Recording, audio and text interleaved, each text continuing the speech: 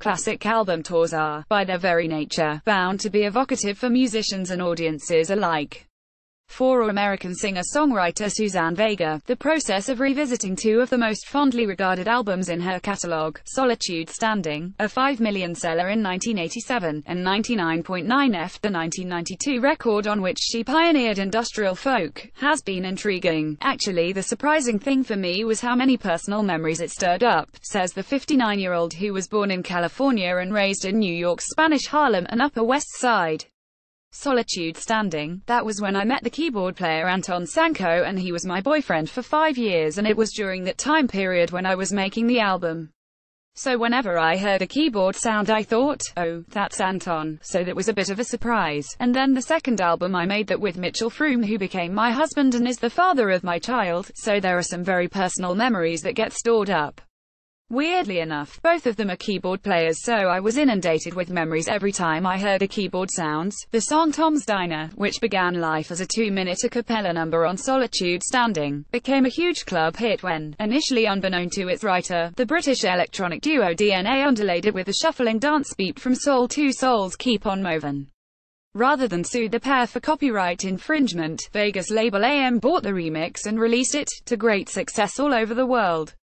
The song has gone on to be sampled by some of the biggest names in hip-hop, including Public Enemy, Tupac and Drake. It really feels like it has taken a life of its own, Vega reflects.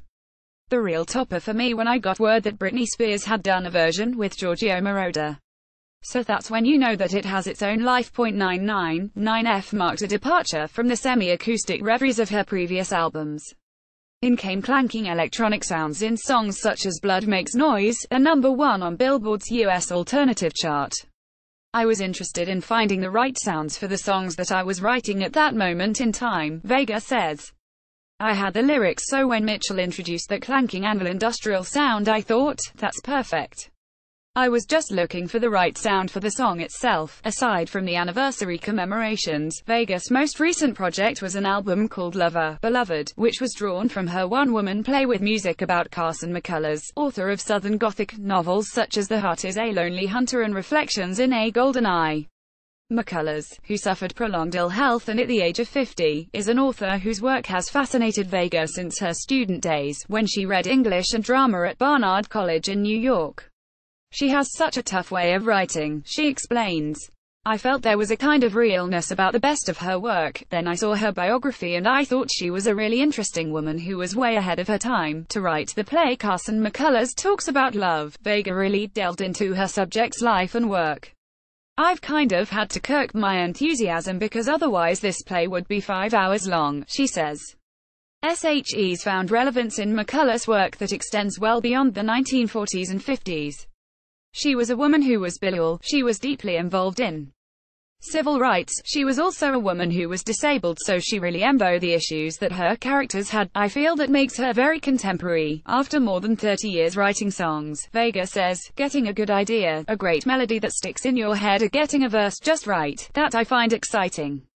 I've got a ton of ideas that are all stored up in my iPhone. Next year when I have a bit of time I'm planning to sit down and work them all through. So I'm still excited by possibilities. Suzanne Vega plays at Leeds Town Hall on August 21.